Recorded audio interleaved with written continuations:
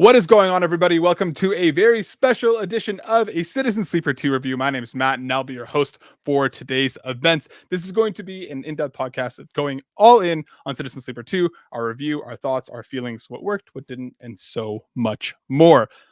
And talking about Citizen Sleeper 2, I knew I had to reach out to the Citizen Sleeper Avengers of the internet. There were some folks, there were dozens of us, who heralded this game from the beginning, and first of which, you may know him from Fun and Games, you may know him from the, Reignite? Correct me if Yes. I'm wrong. Reignite, Yeah, I knew it. Reignite podcast. Reignite. We got You Matt got it. Storm, aka Stormageddon, joining us. What's up, Matt? Hey, I'm happy to be here. I don't think I ever shut up about this game for the entire year it was out, and it came out early that year too. I'm excited to be here. You and I go way back, just nerding out about very specific indie games, especially. Your track record on side quests is like the smallest of games that I appreciate, because then I discover new games I've never heard of. So Hell yeah, Matt. Tell us a little bit about yourself before we go to our magnificent third wheel. Tell us a little bit about Fun and Games, a little bit about side quests, because it's such a cool initiative and such a cool piece of content. thank you. So I host two podcasts, Reignite, which very quickly is a actual play, not an actual play, a play along podcast. Started as a Mass Effect podcast, did the original trilogy, then did Andromeda, and now we're doing Dragon Age. We're currently playing through Dragon Age 2 as of recording, which has been a lot of fun. And we'll get to the Veilguard, which is the new one. We're very excited about it. And then Fun and Games is a show I do. So Reignite is with the incredible Frankie Badley Strange. I just want to mention my co-host. And so then Fun and Games is a show I do with Jeff Moonen. The broad show is like the main show is a topic-based podcast. We had the incredible Gareth Damian Martin on around when the first game came out, which was really awesome. And so that was a great conversation, and got a review code then for that to service that interview, which was a blast. And broadly, that's what the show is like interviewing developers, composers, doing topics like about game design or grinding in video games or signposting in games, or doing short reviews, focusing on specific games. We kind of run the gamut. And then Side Quests is a short form initiative within that series that airs every other Friday that the main show doesn't air, and every single Monday, where a different host every episode talks about a game they love and why they love it. It was born out of my annoyance with the internet poo-pooing everything. I think it was Paper Mario. What was the... Oh my God. Origami King? One? Yes. When they released a screenshot of it and they showed the weird combat system in just a screenshot, and people were like, oh, this game's going to suck. I was like, it's a photo, my guy, because it's usually a guy. There's nothing to be mad about. And I was so annoyed by that stupidity that I decided to launch a series where a different host gushes about a game they love, and that's it. Free of judgment, free of bias, or full of bias, rather, just deeply what they love and why they love it. I launched it with an episode on Control, which is 15 minutes of me talking about Control while saying nothing, because I didn't want to ruin anything. Like, it's like me talking around the plot and like what's going on. But yeah, now we, as of now, have 353 episodes, which is just ridiculous. Wild. Yeah. And we, for every 50 episodes, Jeff and I go on together with a guest and do a longer form version of that. For the most recent anniversary, 350, we did Sea of Stars with Jeff's incredible wife, Sarah Moonen, who also is a huge RPG lover. And so, yeah, I mostly talk way too much about video games on the internet. That's my thing. Hell yeah. Make sure you go support Matt in all the places. Side Quest is such just like a bright spot on this chaotic worldwide web of ours. So make sure you go check out Matt in all the spaces. And rounding out our trio today, you might know him from Cosplay Combos. You might know him from the Left Behind Game Club. You might find his words at the Gaming Brief. We've got the video game showman himself, Mr. Jacob McCourt. What's up, Jacob? That's a hell of an intro. My gosh, you got me jazzed. I was feeling a little blue, but now I'm ready to go, ready to talk about Citizen Sleeper 2. Very excited. I have to shout out my co-host on Crossplay Conversations, Joseph Hooper, because he was the first one in my sort of direct circle of podcast co-hosts that played it. He loved it and said it was one of his favorite games. Push for it to make our list in 2022. It got the 10 slot. I played it immediately after and fell in love, and it should have been that year like top 3 for me. It's a phenomenal game, and not to get into spoiler territory here, but this one might also be quite good. It might also be quite good. Speaking of things that are quite good, Jacob, can you tell us a little bit about some of the stuff that you do and where people can find more of you? Yeah, you called it out pretty well there. I do 2 podcasts. The Left Behind Game Club, which is a long-running book club for video games.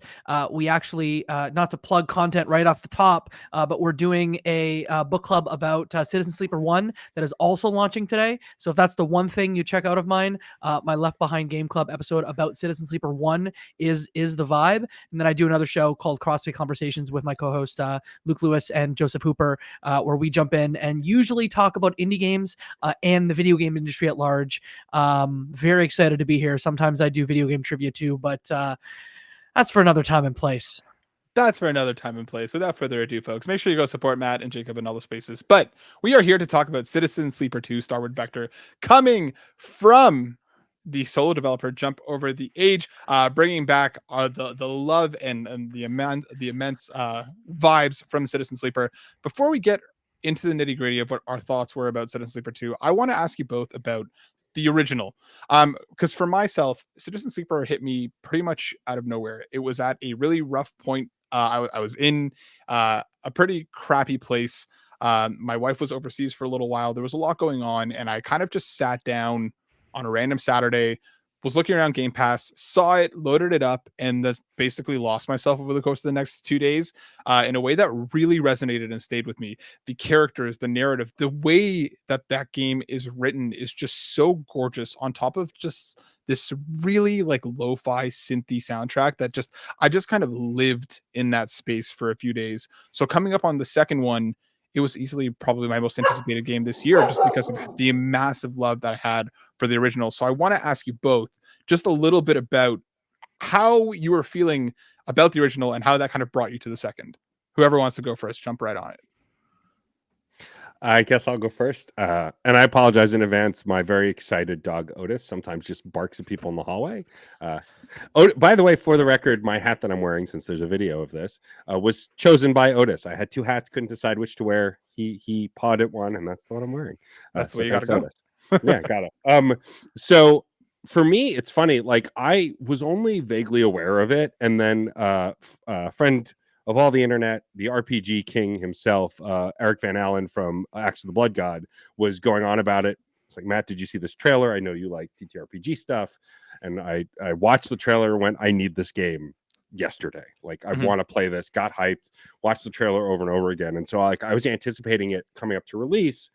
And I had started in 2022 is when I think Fun and Games started to really gain momentum. We started to get review codes for stuff. The pandemic was kind of waning at that point. Like, we were starting to sort of come out of it. And so for me, I was like, all right, well, let's, it's an indie publisher. It's an indie PR studio. Let's see if I can get a code. And we were lucky enough to get a review code and also get an okay for an interview with, as I mentioned earlier, Gareth Damian Martin. So I was like, oh my God, okay, well, now I definitely have to play this game. And boy, interview or not, I fell in love with this game. Like you, it was a dark period. Things were tough, and I was displaced from my home, I think, still at that point, or maybe had just come home from being displaced due to an apartment fire. And like, I just needed something to get lost in, and I did the same thing with this game. I think it became my bedtime game for 4 nights in a row. I would just play it right before bed and just like play it like for hours when I should have just gone to sleep, and fell in love with it, played it through all the way, just devoured all of it. It was pretty much a hit from minute one for me. Jacob, what about you? I'm kind of the same, and I think it's when I think about Game Pass, there are 2 things I find in Game Pass. Game Pass is all about like AAA stuff coming from Microsoft games or Xbox Game Studios, and then you get the fun indie surprises that you probably would have never seen otherwise. Citizen Sleeper falls in that second camp, where, as I mentioned, Joseph Hooper was like, "Yo, you got to play this game," and I played it right after Christmas. So in the time between Christmas and New Year's, much like y'all, I devoured it. Within, I played it for about 8 hours. All the DLC hadn't come out yet. Because there is DLC on the first game that sort of adds a storyline. And even with that, I played it for 8 hours and love the world, love the music. I come at it from more of like a visual novel standpoint, where this is not a visual novel, but it is a very text heavy game, where in at least the first game, I would say the RPG elements are a lot lighter than this one. And still with that, it captured me. because there was always there's always the threat of something happening to your characters. There was always the threat of the story maybe not going in the exact way that you wanted, and you didn't build a crew, but much like the change between speak to you, Matt, here, between Mass Effect 1 and Mass Effect 2, you have a bunch of pals that you're around in Mass Effect 1. You have a bunch of pals that you're around in Citizen Sleeper that you love.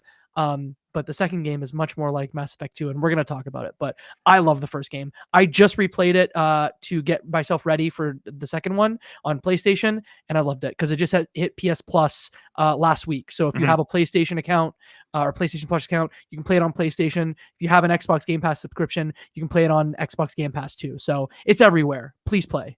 So that brings us to the second one. And I just want to kick things off by asking for surface level thoughts.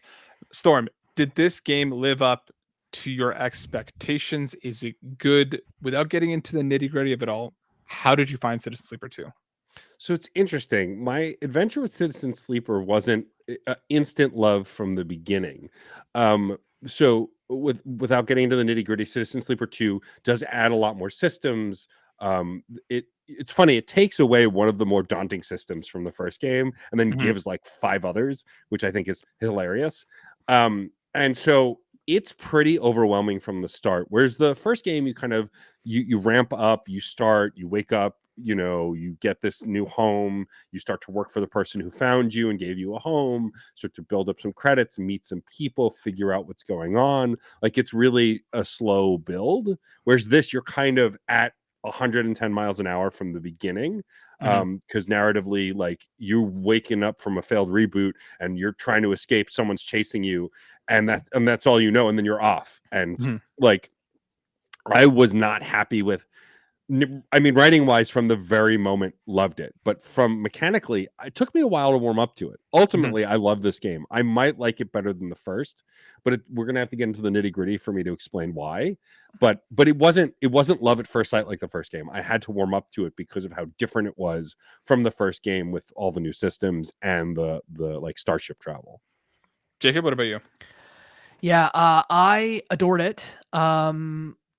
Much like Matt had said, there's a lot to get used to here, and I think from my perspective, it was dread and it was stakes, because there were stakes in the first game, but I felt like you could kind of skate by and mostly be fine, even if some of the roles didn't go your way. You might miss on certain story beats, but whatever. I think in this one, it felt the entire time like space capitalism just had its boot on your neck for the whole time. And with that, there's obviously a bigger game there, more systems, but I really loved the writing in the first game was fantastic, but they somehow managed to take the writing up another level. I don't know about y'all, but I found myself on multiple occasions just sitting with, I took pictures on my phone at least a dozen times of just passages where I was like, that's incredibly well written. Yeah. It's one of the best written games that I've played in recent memory. I agree. I think that there's just so much in this game where, similarly, like you were saying, Matt, when you kind of kick things off, it's just in your face entirely. And then you reach Hexport, kind of the first major hub. And at that point, I was kind of like, okay, we're back. This is Citizen Sleeper again. I started to settle into what I thought was comfort. And then the first time I went out for my first contract and got my teeth kicked in, I was like, never mind. No. This is not what this was before. And it there's so much more game here that I think it almost works in this kind of duology with the first one and the second one, obviously it being a sequel, but the first one felt like this much more kind of like lonely, comfy, cozy, and that's not comfy and it's not cozy, but the feeling of warmth was kind of there even in the disparate pieces that all came together, while the second one, it like the entire galaxy is at your fingertips and it presses you constantly. There was never a single moment in that entire narrative after the first couple minutes of I think I'm okay, where I felt like I could just do something for a couple cycles and relax. That it never lets up. Which leads me to my question, Matt. What did you like about this game? What worked for you? There's so many different pieces going on with the crew that you're assembling, with the rig that you're flying around. What worked in your opinion? So I mean, I think it all works. I can't really. I don't. It's a spoiler alert for my written review. If you go read it after this, I don't have a lot of negatives about this game. Like my hardest negative is a majority of the first half of the game. I'd say even the first 2/3 of the game, I felt underwater the whole time because you're meant to. You're on the run constantly. You and your co-pilot Seraphin are just trying to get away, trying to make ends meet, trying to get whatever you can. And I hated that feeling because it stressed me the hell out. And I play video games to relax sometimes. But as the narrative also got more stressful and built up and built up and built up, every time you hit a peak and either there was a failure or something didn't go right or something did go right or you got by the skin of your teeth, the narrative supported the mechanical feeling. And that's what spun me around on it. I was not happy with the mechanics in the first half of the game, especially the first time I lost all my dice, which happened multiple more times after that. But like, it was really the how the mechanics mixed with the narrative that really pulled me in. And so I love, like Jacob said, I think this is one of the best written video games ever. Like, it's hard to say off the top of my head, but it is definitely one of the best written video games ever. And the mechanics, in true fashion to what Gareth's vision is, supports that narrative. And as far as what else did I love, the music, I could talk for hours about Amos Roddy's work. I've been listening to the first soundtrack because the second one's not on Spotify yet, on loop, writing my review, prepping for other podcasts, been listening to it constantly. The music fits such a vibe, this mix of synth soundscapes and like techno chatter and like easygoing kind of comfort music with also stressful kind of ramped up music. It never gets above a certain BPM, but there is an intenseness to some of the music, and then there's a hopefulness to some of the other music that I think is kind of brilliant. I'm rambling at this point, but like a lot of this game worked for me. It's hard to really nitpick anything. The character designs, this series has some of the best character art, I think, in all video games. And what Jacob was saying earlier about visual novel stuff, like, they are designed like visual novel characters typically are, but the intricacies and details, and like, I don't want to spoil but completely, but there are characters who return. Some of them you've seen in the trailer. And one of my favorite characters from the first game, in fact, the ending I got in the first game was with that character. They return in this game, and I was so happy. I still to this moment don't know if we're the same sleeper or a different sleeper. I'm pretty sure we're a different sleeper, but I was so excited. And they looked different. Their design was different. Like, they had a different style, but their personality was the same. If we're because talking about the writing same is character, also they might have different pronouns in this game as well. I Correct. agree. I that's what I was about to say. I think we're all locked on the same character right now. Yeah. And so, but even then there were still 3 or 4 more characters who showed up again. And I was like, oh, shoot, it's you. And I love that. I really do think it's a kind of a triumph of indie game development. And I don't really all of it is good. Those are kind of just my broad highlights, but I really loved almost all of it. I do have to agree with you. And something that I was kind of nervous about coming into the second one was the fact that we were going so much bigger. The entirety of the first one takes place on this one small, station that you call home, whether you want to or not. And it's kind of growing within that, adding on this like literal galaxy on top of it and being on the run in the ship and the ship maintenance they have to do. I was nervous that the writing and the narrative that was so special about the first one would get lost in the kind of sea of everything else. And the fact that it doesn't, the fact that the stories that it chooses to tell aren't just they're not just fluff, they're not just easy things to wave your hand at and forget. They live with you after you leave those places. So Jacob, similarly, what worked for you? Man, I don't want to be like, I like everything, but it's very much like, I'm going to echo a lot of what Matt had said. I hate to use comparison and lean on comparison, but there's not been a game in a long time that's made me feel like Mass Effect 2, the part where you gather a crew. In the first game, like I said, it's very much just people existing and helping you out, where this time you are building a team. The cool part about this team is there are some people you feel you can trust who are core to your team, but the writing is so good that a lot of the time they call out, "Yo, are you sure that you trust everyone in your crew? Because everyone has ulterior motives, and you may not figure them all out, but you should probably figure out if you trust folks or not, because it's going to have a big impact on the story if you don't. The character art, I mean, I always thought of it like almost it could have been an Image comic, like that Yeah. sort of level of like, oh yes, the same coloring as like a Walking Dead or a Saga. Like that's immediately where my mind went. And again, I hate using comparison, but it just takes and the music, to your point, beyond the music being very good, I felt even procedurally in the game or through gameplay, the right song for the right mood always hit at the right time. There would always be a track that would, bring you some dread, or that would, lift your spirits, or would put you on the edge of your seat. And the contracts. I mean, we talked about it a little bit, but there have been very few games in the past year where I was sitting on the edge of my seat and success or failure came down to a single dice roll. Yep. And at least twice, it came down to a bad roll of, because we've not said it, but essentially, depending on your rolls, you will get positive, neutral, or negative outcomes. And if you have a 1 or a 2 in your dice set, you will have either a neutral outcome or a negative outcome 50% of the time for both. So I would slot that 1 into a job or a task that I had no business slotting that 1 into. And on more than one occasion, skin of my teeth, made it through, yelled the F word at the top of my lungs, to the point where my partner saying, "What are you doing down there?" Very few games have made me feel like that. It is such a wonderful package.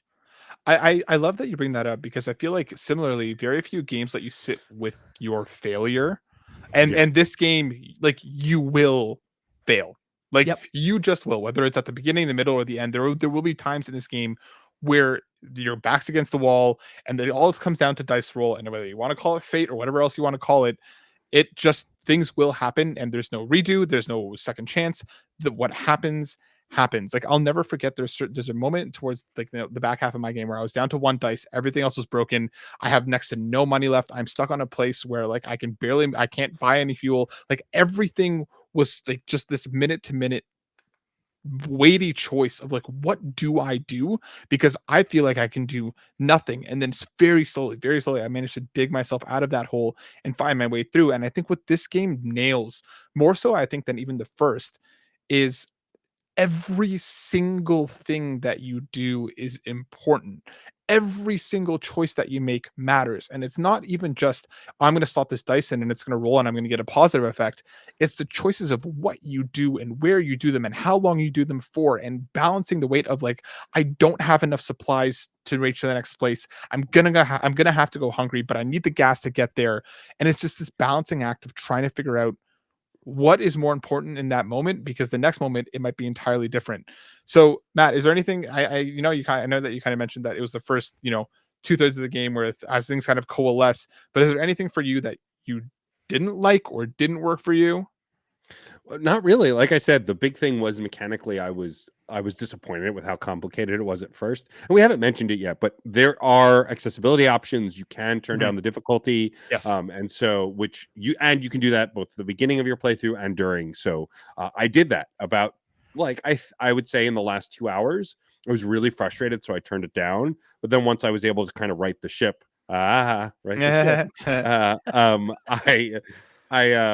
I then put it back up to normal difficulty to just like see what I could make through. Because like you said, there is no, like, failure is just as important as success in this game. It's like the thing I can compare it to that everybody knows at this point is Baldur's Gate 3, right? Whether you win, lose, or draw in Baldur's Gate 3, the story goes on. You cannot get a game over in that game. You can just lose access to stuff. This is the same.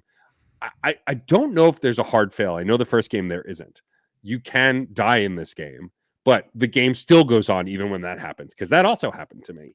But because you don't really die, like, you almost die and then stuff happens. I'll leave it for those who discover it. But like, I don't think there's a hard fail state in this either, in the same way that you are meant to fail, you are meant to lose, you are meant to feel overwhelmed. So yeah, I don't really have, like, it was a negative for a while in my playthrough, but then it's one of those things that once I completed the journey and I looked back at the entire thing, it's like none of the bad mattered because it amplified the good. It made the thing complete. So I don't have any complaints really, other than maybe something we'll talk about when we get to the future of the franchise is a complaint, Yeah. a choice made. But like I really love this game through and through.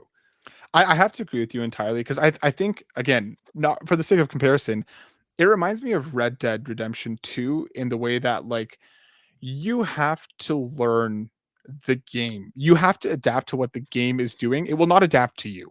It will not Right. give you any breaks, any favors. Yes, there are difficulty options. There's ways that you can help smooth the experience out for yourself, which is totally fine. But you have to learn to live in that space because it will not do anything for you if you don't. So learning that and kind of adjusting to that, there is a bit of a period to that. And if you're able to stay in that space and live in it properly, it rewards you for it. Jacob, similarly, anything that didn't hit for you? Yeah, this game was challenging even at the sort of the medium difficulty. Mhm. And I found that, as you said, they do tutorialize somewhat, but I found myself, needing, especially around the push mechanic. I Yes. didn't really understand the interplay between push and stress until, frankly, I had made mistakes that had led to glitches. So Yeah. I would say that it is unforgiving, even at the middle difficulty. So make sure that you are spending time reading those tutorials, especially in that, the practice contract that you go on in the first part of the game. And then apart from, getting stuck, once weirdly because of a weird combination of like broken dice and glitch and number of glitches I had, where I just like essentially had to keep rolling a glitch dice because it was the only dice I had. My stress was high, and like I just had to keep rolling it until I hit a glitch. A glitch dice is essentially, 20% positive outcome, 80% negative outcome. And because of all those factors, I needed to just keep rolling until I got positive. But apart from those very small things, which that second one may even be fixed with a future patch, I have no complaints. This game's phenomenal. I realized none of us have said what class we played. Oh, Yes. I yeah. think is relevant to this because you get, so in Citizen Sleeper, if you've not played, and in the sequel, you get to choose between one of three classes, and they get a bonus to one stat, a negative to another stat, and then as you level up, you can adjust. Besides the stat that has a dump in it, Mhm. the negative, the dump stat, Mhm. you can give bonuses to the others as well as bonuses to your crew, because this is a crew-based game, as Jacob was saying. And so I played the Extractor, which is Mhm. kind of the physically strong character. You can endure a lot more. You're meant for like manual labor kind of thing. And I think in the first game I had played an operator, so it was kind of the opposite of what I played in the first game. Yeah, I think I played an operator across both. I like the it was more of like the hacking. You're working a lot more with like the tech and like, and getting through situations with skirting around them rather than going through them. Jacob, what about yourself? Yeah, it was also the operator skill that relied on. You didn't have the endure skill, but I Mhm. believe you had Intuit as sort of your or interface as one of your first Yeah. pluses. Mhm. And then the push was around rerolls. Yeah. So it was funny. When I was speaking to Adam Gumbert about this game last night, who's also playing it, he was saying he reminded me that the push powers are different for each class. Mhm. Yep. So and that just again reinforces maybe my need to go and play it again, because I Mhm. know that I played an operator, I believe in both games. Yeah, I always like the little hacky characters. So for me, I was like, I have to go with the operator, and that dice reroll was just too tantalizing. The one that you played, Matt, correct me if I'm wrong, you could reroll crew dice, or was that the third? That might have been the third. That might That have was been the the third. third. I think mine gave bonuses. Like you used it and you got Yes. bonuses for a certain amount of turns, and then maybe a negative after that. I used my push maybe twice the whole game. I just kept forgetting it existed. Yeah. Mhm. And so when I was getting buried by some stuff, like I might be exaggerating a little. I probably used it a little more of that, but like I can say right now, because it's finished in my written review, I don't even mention the push because I just, it fell out of my head. I think I think reinforces something Jacob said that wasn't a negative to me, so I didn't really write about it, but is probably a negative to the broader audience, that it doesn't over tutorialize stuff, which is not necessarily a bad thing, but does make you forget things like the push, like some of the bonuses. And so like I completely forgot it existed towards the tail end of the game. I mean, also at the very end of the game, I had more money than God, so it didn't matter. You eventually get to a place where you can do that after a few contracts.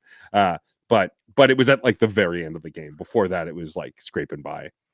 Yeah, I love that you bring that up because I feel like there's so much going on constantly. Like I think there's a solid like 2 hours, which in this game, well, like it took me about 10 hours to finish the game, but in this game, a solid, a good chunk of the gameplay where I just forgot to level up just because I was so focused Yeah, on I've done that everything too. else that like I was like, oh, I have like 8 upgrade points I could have been using. What have I been doing? That could have made Yeah. everything so much easier. There's plenty to read and plenty to figure out, but yeah, it kind of there's a lot happening. If you don't stop and take it all in, you'll get very easily overwhelmed. Um, Go ahead.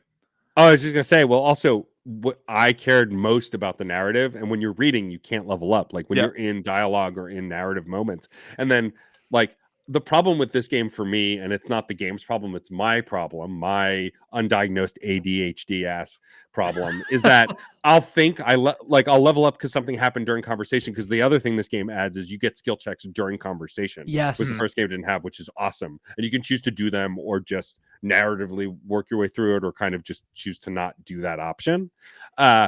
And that would happen. I'd skill up and I'd be like, oh, I got to level up. And then there'd be a ton more dialogue, enjoying the story. I get back out to the main menu or the map screen and go, all right, on to the next thing. Because I've completely forgotten after that half hour whatever it was that I wanted to do, which was level up. So that also happened to me a bunch. I want to kind of round out the conversation by talking about where the future could go. Matt, as you've kind of mentioned, and alluded to, we already know that at least at this time there won't be a Citizen Sleeper 3. There is a board game that will be coming, which is going to kind of take the series to the next iteration. So I want to ask, how are you going to be getting the board game? Do you wish for more in the video game space? Where are you kind of feeling for the future of the series? So Jacob ruined my life when he told me that, because I was so Sorry. excited about this game. Yeah, it's Jacob's fault. No, but like, so I love TTRPG. I play D&D. I play 2 different D&D campaigns once a month, 2 weeks in a row, 2 Wednesdays in a row every month, with mostly the same crew but different DMs. And so I love tabletop. I've been playing D&D and Pathfinder and all of the other stuff since I was a kid. So like I love pen and paper RPGs, and so this becoming a TTRPG, one, makes perfect sense because you just need a bunch of D6s. Like it's literally in the game. Like it kind of almost writes itself. I'm sure it doesn't. I'm sure Gareth feels it doesn't write itself. That's why they have to write it. But like a campaign book, supplements, modules, I'd be so excited for all of that. Am I a little disappointed that we won't get a Citizen Sleeper 3? Yes. Am I also absolutely shocked that in like 2.5 to 3 years, we got a full-fledged sequel from a solo dev? And like solo dev, term loosely, I know that Yeah. Gareth has had some help with stuff, the animator, the artist, and the musician, but like the bulk of the work for all 3 of their games, In Other Waters and both Citizen Sleeper games, was them. And so I totally get going, I think I'm done with this series, especially since I can see their initial vision probably being, they did In Other Waters, which had a similar vibe, but was a very different game. A lot of fun. I didn't actually end up finishing that one. I just fell off it, but I do want to go back to it. Then Citizen Sleeper comes out, is a breakout hit. I think it was an indie darling. I don't know how well it sold, but it I seemed to think be it pretty did popular. 1 million, because I Yeah. want to yeah. say I saw that online recently, Yeah. that it did at least 1 million. And so I imagine that at that point, Gareth goes, well, this was a huge hit. Let's do another one. But then I'm sure the other one was harder because there's more in it. It's longer. It has a more complex story and more linear story, in the sense that there's one broad story that you're following from start to finish and can make choices along the way. And those side stories kind of get wrapped into it without spoiling too much. And so I can totally see after that being like, all right, I'm done. I need to do something else. Also, Gareth loves board games. I've seen them guest on other board game related stuff. So it totally makes sense to me. But I personally am disappointed because Citizen Sleeper as a series has probably become one of my favorite RPG series ever. And it just feels like a bummer that we won't get another. Now, never say never. Who knows? They could come back around to it. But them saying that at least in the short term there is no Citizen Sleeper 3 is a bit of a bummer for me. Yeah, and you were right, Jacob. It did reach 1 million as of about 5 months ago. So it for an indie game, pretty damn great. Jacob, what do you think? Yeah, I'm not a TTRPG person. I'm usually not sort of into dice video games. So I would say I came into Citizen Sleeper for the writing and the world, and then just sort of was like, oh yes, and the dice mechanics I like a lot. So was I a little disappointed? Yes, but I've not played in Other Waters, which is something that after this I will definitely go back and do, given now that I've played the first game twice and the second game once. But I think the thing that I'd love to see, and I mean, this is a thing that's difficult, so we'll see. But I'd love to see expansions on the world beyond game and beyond board game. I think that this would lend itself really well to novels, to a podcast, to a television series. The comic books. There are really just endless possibilities, and that's what excites me most. Is that sure, we might not get a Citizen Sleeper 3 right away, but maybe we'll get extensions. You remember when they used to talk about, every media property, went across every different, I believe they used transmedia as a way to talk about it back in the day. But everything needs to be transmedia. But what I love is that, this game screams for it. Like it needs to be in other places. Please, Gareth, give me more. Yeah, I'm totally with you both. I'm similar, also a TTRPG player. I love D&D. I've been living in D&D podcasts for the last year or so. And as much as it breaks my heart that we're not getting another game, I'm so very happy with what we got across 1 and 2 that I don't really know what I would ask for in a sequel. We have the station, we have the galaxy. What comes next? And like I'm sure there's more stories to tell, and there's more that they're obviously going to be telling in the physical version of the game, which I'm very much looking forward to. But I'm really happy with what we have. But I do agree, Jacob, give this property to the Expanse team that did the Prime series Oh and my just God. let them run wild. There's so much here that people could totally dive into that, as a game, it is a harder series to get into just by the narrative in terms of like that lots of writing and the dice rolls. Yeah. These are things that will turn people away at the door if you're not willing to give the game time to do so. So if you were to take this and make it into a more accessible thing like a TV show, like a comic series, there's so much here that could be done. So I really hope that happens. I would love a Citizen Sleeper 3 down the road. I'm in on the TTRPG. I'm glad that this exists in any iteration, and these two things will be here for people to experience. I think this is easily game of the year contender. It is my early favorite of the game of the year so far. There's so much here. Matt, hit me with those final thoughts. Sure. I mean, yeah, it's without a doubt my game of the year already, which was not that surprising to me. Also, my dog is having a time right now. I don't even know what he's barking at this point, but I apologize. Anyway, it is easily handling my game of the year, and I've played a few really great games already this year. It's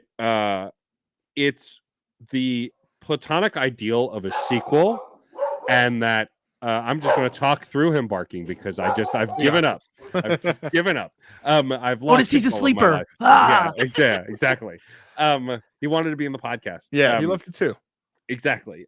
It's the platonic ideal of a sequel. I think it steps up everything in the right way. It improves on everything in the first game. The writing is hands above better than the first, and the first is some of the best writing I've ever seen. Like characters feel real and realized and jump off the screen. The art and design is incredible. Awesome queer representation in this game as well as gender diversity and non-binary folks, which you don't always get to see in games, especially in spotlights, which I appreciate. And yeah, I cannot wait to see whatever Gareth does next. Like, fan for life of this developer. Already was after the first Citizen Sleeper, but now for sure, whether it's another Citizen Sleeper or something else, or a different story, or a different game entirely, I'm all in on it, and I cannot wait to see what Gareth does next. It's this is a 10 out of 10 game for me. I have no flaws. I see no issues with this game, and I would recommend it to, I think, almost anybody. Agreed. 10 out of 10 is the perfect way to like not using numbers and stuff, but at the same time, this game is just it's perfect for what it is. Jacob, hit me with those closing thoughts.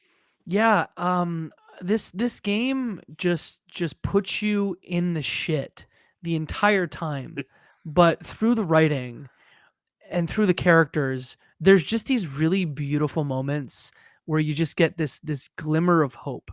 Then the game just takes it away. But there are these like really beautiful moments of hope, and if you enjoy a game that is simultaneously building a beautiful, dark, twisted world while giving you those small glimmers of hope that maybe things will get better, I think Citizen Sleeper 2 is a game that you should play. Like you said, there will not be 10 games better than this year. I guarantee it. We get stuck in this recency bias thing when we build lists where like we just remember all the games that we played that were really great in the back 3 months of the year. But I implore you, play this, remember this. There will not be 10 games better than this. It's the only folks I would really not recommend it to are people who don't like reading. If you are not a reading person, then this will not be the game for you. But other than that, it has made me feel in a way that few games have made me feel in the past, I would say 2 years, almost since the first game came out.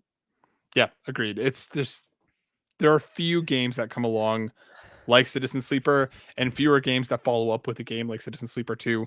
Go check this game out. It is well worth your time. It is well worth the investment. It is well worth the adventure, even when it is kicking your teeth in. The entire experience is one that will stay with you for a long, long time after. It's been in the back of my head since I finished it, and it will continue to be so throughout the rest of the year. I have no doubt in my mind.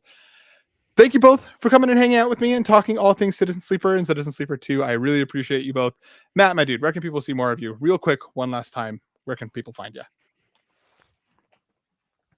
Oh, we got you on mute, my friend. Mute. I'm a professional, I swear. I swear. Been doing this for over 12 years, and I am a professional.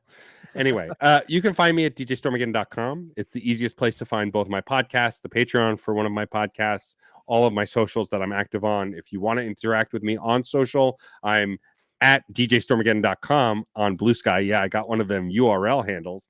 And I'm mostly active on Bluesky because Twitter is a cesspool, and I'm not really into what Meta's been doing these days. So Bluesky is it. And if you're not there, then yell at me on the street. I don't know. Don't actually yell at me.